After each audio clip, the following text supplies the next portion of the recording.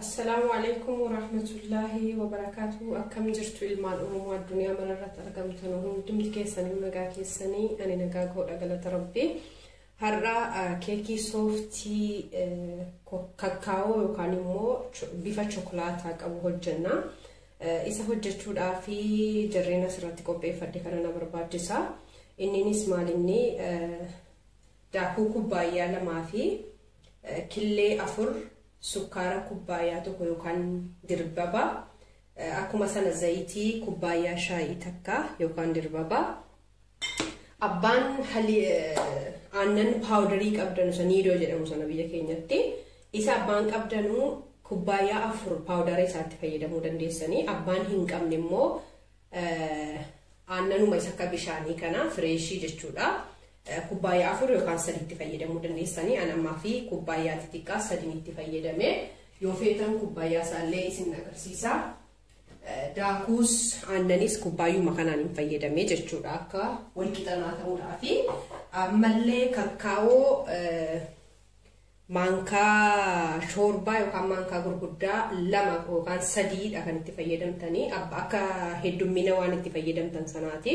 Ani mamma 3 fayyadame jechuudha. Akkasumallee piikin powder maankaa guddaa takka, vaaniiliyaa maankaa xiqqaa takkaa fi soogidda maankaa xiqqaa gimmaashii isaati kan na barbaachisu jechuudha. Soogiddi maaliif barbaachisa keekiidhaaf innoo hin mi'aawa yookaan jettanu ta'e soogiddi baay'ee mi'aa isaa sana wal madaalaa akka godhu yookaan akka baay'isee sukkaara hin jenne yookaan immoo akka baay'isee soogidda hin jenne wal madaalchisa waan ta'eedhaafi jechuudha. Hayyee amma hin eegallaa jechuudha hojjechuusaa duraan dursinee asirratti qodaa qopheeffannee jirtutti killee 4 sanitti naqannaa jechuudha. Killee 4 erga itti naqannee kaaniin booda isarratti vaaniillaadha kan nuti galchinu. Vaaniillaa galchina jechuudha. Argitanii jirtanii. Vaaniillaadhaan boodatti immoo sukkaara qopheeffannee jirru itti goonaa jechuudha. Kana sadeen walitti qabneetiyyi ni rukunnaa jechuudha. Abbaan mana keessaa qabdanu maashinii keekii itti fayyadamuu ni dandeessanii. Yommuu maashinii keekii hin qabaanne ta'e kanaan rukutuu dandeessanii. Kun maaliif mana nama hedduu keessatti waan argamuudhaaf jechuudha. Abbaan maashinii hin qabnellee akkamitti keekii hojjedha jedhee dhiphachuu yookaan immoo isa barbaachaaf deemuu hin qabu eega duudhaafuu jechuudha. Maaliif mana hundatti argamu waan barbaachisa. Haala kanaan erga sirriitti rukunnee kalarii isaa akka addaachuu sadeetiidhaan booda zayitii itti godhannaa jechuudha. Ammallee zayitichuma sana wajjinuyyuu hin rukunnaa jechuudha. Akkasitti erga rukunnee taanee rukunnee jirraa aannan itti godhannaa jechuudha. Aannan garuu otuu ilaalaatti gootanii baay'ee gaariidha. Wal qabatee illee akka simbiraa hin qallanne.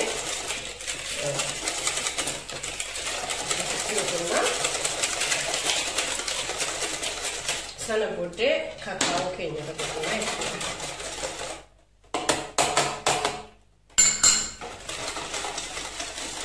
Kakawoo inni kuni maaliif kakawoo gosa hedduu waan jiraatu gosa dhiqataniif ta'u kakawoo gosa 2 sadiitu jira. Innis maalinni tokko kan sukkaara wajjin hojjetame kan ijoolleen yeroo baay'ee mana keessatti aannanii hojjetu ta'a. Inni kun garuu kan sukkaara hin qabnedha. Kakawoo normaaliidha jechuudha. Isa kanadha kan keekiidhaaf itti fayyadamtanii irra bareessa gaarii kan ta'u jechuudha. Amma immoo daakuu keenya irra naqannaa jechuudha. Aannanichallee ilaalaa irra dabaluu naaf wayya jedheetanii kan inni irraa hir'isee boodas fuuldurasitti naqamuu waan danda'uudhaaf rakkina hin qabu jechuudha. Irraan garuu soogidda irratti firfirsina soogidda sila qopheeffannee jirru achirraan piikin paawudarii irratti firfirsina jechuudha. Amma dhumatee jira qal'inaaf furdina salaallee yoo aannan kan nu barbaachisu ta'e aannan irra daballaa jechuudha. Maaliif hin bicheessee maatiin koo waan xiqqoo ta'aniif heddummeessuun barbaadu. Isaaba aannan sanaatii yoo kan itti naqu ta'e aannan karaa kubbaayyaa 4-5 irraa barbaachuu danda'a waan ta'eef jechuudha. Kana egaa sirriitti rukutuu qabdanii akka keessanii abbaan qabdanullee maashinii fayyadamuu ni dandeessanii ani hin qaba garuu isa kana barbaade hayyee haala isaanii qopheeffannee itti naquudha jedhee walitti deebina. Hayyee sirriitti rukutadhee dhufee jira kana fakkaataa jechuudha. Amma saanii faayireksii qopheeffadhee jira dhadhaallee geengoorsee itti dibee jira hunduma isaatti. Haala kanaan asirratti godhee keekicha jechuudha sirriitti rukutamee jira. Fornii yookaan immoo ovenii darajaa 180 irratti qabsiifadhee jira. Darajaa 180 erga qabsiifattanii kaatanii otoo danda'amee jala qofa otoo itti qabsiistanii abidda isaa baay'ee gaariidha. Kan koo garuu jalaa fi irra waan ta'eef wanta isaa teessoo isaa gadi siqseetaniin godhee jira. Baay'ee gadi siqsuu qaba maaliif jalaa importantiin akka bilchaatu kan barbaachisuudha. Yeroo hedduu nama shawwadaa yoo walakkaaf irra geessitanii kaatanii irra jalaan itti lokkostanii inni irraa si'atee bilchaate jalatti garuu hin hafaafi jechuudha. Kanaaf iyyuu amma keekii waan ta'eef yoo kan jalaa qofa kan qabdan ta'e forniin keessan kan jalaa qofatu itti qabsiistanii baay'ee gaariidha. Yoo kan immoo irraaf jala qabu ta'e immoo jala qofa itti lokkosaati. Haala kanaan daqiiqaa 28-29 hanga 30 an kaniin eegu. Isin garuu akka cimina fornii keessanii yookaan immoo akka ho'ina fornii keessaniitti kan eeggachuu dandeessan jechuudha. Amma kanatti galchee ka'ee suweesii irraan itti naqnu waliin laallaa jechuudha. Amma suweesii isaa hojjannaa. Suweesii isaa hojjechuudhaaf jarreen kanatu nu barbaachisa. Jarreen keessaa maalinni kuni daakuu isuma normaalii wayii fayyadamnu maankaa guddaa tokko godhatee jira. Asirratti immoo nishaa yookaan immoo maayizeenaa kan jedhamu jira. Boqqolloo irraa kan hojjetamedha. Yoo isinitti mul'ata ta'e kaartooniin kuni maayizeenaa sanarraa maankaa gurguddaa lama godhatee jira. Maayizeenaan kun daakuu boqqolloo fakkaate garuu akka bullaati haalli isaa. Dhadhaa fireeshii qaba. Dhadhaa fireeshii xiqqoo irraa kuteeti ammallee ittiin fayyadamu. Asirratti illee gosa kireemaatu jira. Kireemaa kana yoo hin qabaanne ta'e mana keessaa yaagurtiin hin danda'ama jechuudha yookaan isa zabaadii jedhanu yaagurtiin hin danda'ama yaagurtii naachursa ta'e jechuudha. Akkasumallee siinii shaahii tokko sukkaaraan qaba, aannan illee qaba, asirraa vaaniilaa illee qaba jechuudha. Amma jarreen kana walumaa galatti abidda irratti itti fayyadama jechuudha. Akka kireemii ta'ee keekii sana inni bilchaatee bahee irratti akka inni dibu waan na fayyaduudhaafi jechuudha. Eegallaa daakuutti naqee jira. Akka inni hin gubanne sirriitti gootanii sochoostanii. Dhadhicha garuu erga sirriitti takkaatee akka furdachuu ta'eeti kan asirratti gootanii jalqaba irratti ittiin godhinaa jechuu barbaadeetanii. Jarakaan walumaa galaa asuma irratti kunoo furdataa jira. Akkanatti sochoosna. Erga sirriitti haala kana ta'aa jira kireemiin keenya. Amma baay'ee gaheetii jira. Ibiddichatti dhaamsee ka'eetanii dhadhicha gaditti naqaa jechuudha. Dhadhichi kun ho'aa waan ta'eef sirriitti kana keessatti wal nyaata. Kan erga bilchaatee baheefis itti naqee fi kireemii isaa yookaan immoo bifa isaa bareedaa waan godhuudhaafi dhadhichi firiijii keessaa bahee garuu ho'ina isa kanaatiin hinuma sirraata. Amma keekii keenya baafannee kaanee irra naqnaa jechuudha. Kun firiijii amma galchuu hin barbaachisu. Erga kana keekii irra naqnee kaanee itti kan nuti firiijii galchinu keekichuma wajjini. Amma keekichi baafadhee ka'ee. Ayyee keekni keenya dhumee jira. Kunoo akka argitanu asirra jira kana fakkaata.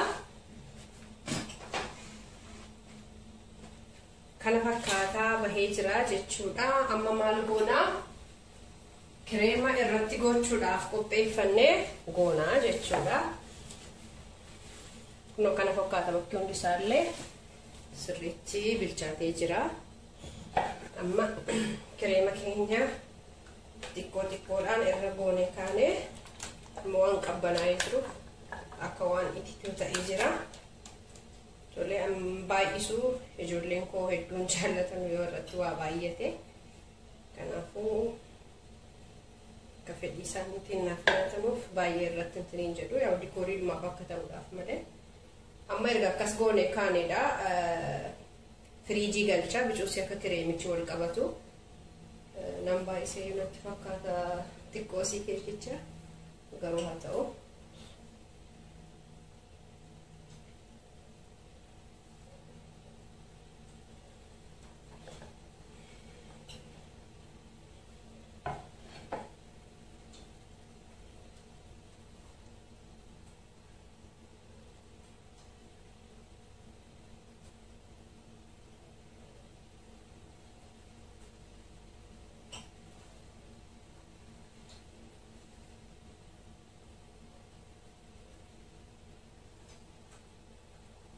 ilaala amma bakka asirra jiru kanatti otoo hin taane erga murameedha bicuusi kan dikoorii haalaan kennu malee amma sirriitti dikooriin isaan beekamu.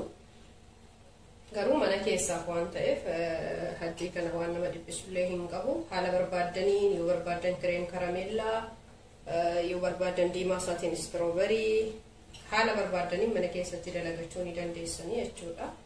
Maaliif abbaan waan fedhiisaa mi'aa isatti tolu isatu beeka waan ta'eef akkasitti hojjechuu ni danda'ama jechuudha. Kuni fikiraa yookaan immoo hin danda'ama akkana godhachuu mana keessatti kan jedhu agarsiisuudhaan malee namni martinuu ni beeka jedhama yaada mana isaa keessatti maal akka godhachuu qabu maal akkasitti tolu. Garuu namni tokko otuma fi keenya beeknuyyuu namarraa akka waa dhageenyu barbaanna kanuma kan jedhuudhaafi xiqqoosii intini chokolaataa wayii muka chokolaataa irra otoo goggoone irra caalaa wanta kalarii bareechuu ni danda'a.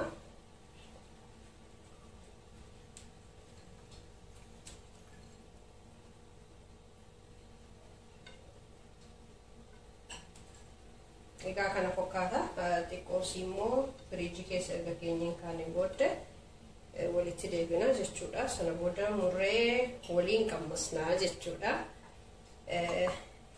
Amma firiijii keessa qofa xiqqoosii galchee ta'e sana booda baasee erga bishaan akka qabbanaa'uu ta'e kuniisa baaseen isin agarsiisaa. Egaa kanuma fakkaata walumaa galatti akkaataan hojii isaa yoo isinitti tolee na jajjabeessaa isiniin jedha laayikii sheerii komentii naaf godhaatii kun sirriidha kun sirrii miti illee naan jechuu ni dandeessanii na jajjabeessaa galatoomaan isiniin jedha.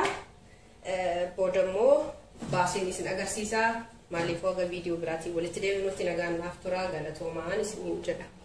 Ayyee bahee jira keekiin keenya amma murree walii ilaallaa jechuudha. Kuni akkana dheerina naannoo bismillah.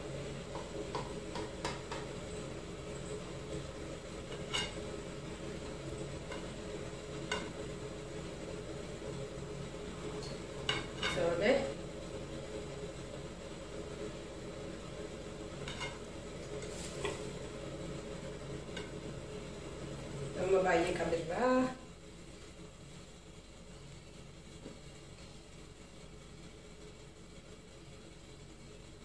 agartanii kana fakkaataa jechuudha. Keekiin keenya baay'ee miidhagaadha. Dikooriin isaallee keessi isaallee akkasiin argitanuu tokko garagalcheen isin agarsiisa. Hayyee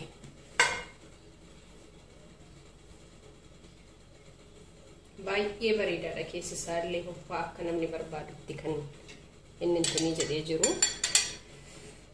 Tolee waliin laallamee qammasnee jechuudha. Isinitti mul'ata natti fakkaata. Baay'ee bareedaa yoo namni isinitti dhufe illee ilaa jala isaallee waan inni fakkaatu baay'ee hoffaadha. Keessi isaa namatti tola. Hayyee waliin haa qammasnumee. Bismillah. Yalla. Dikooriin isaallee baay'ee irra keessatti hin baane baay'ee xiqqishoodha jechuudha. Kunola kana fakkaataa jechuudha. Baay'ee keekii bareedaadha. Yoo namni isinitti dhufe illee yoo qophii wayii takka baattanillee baay'ee waan nama qaanfachiisu miti.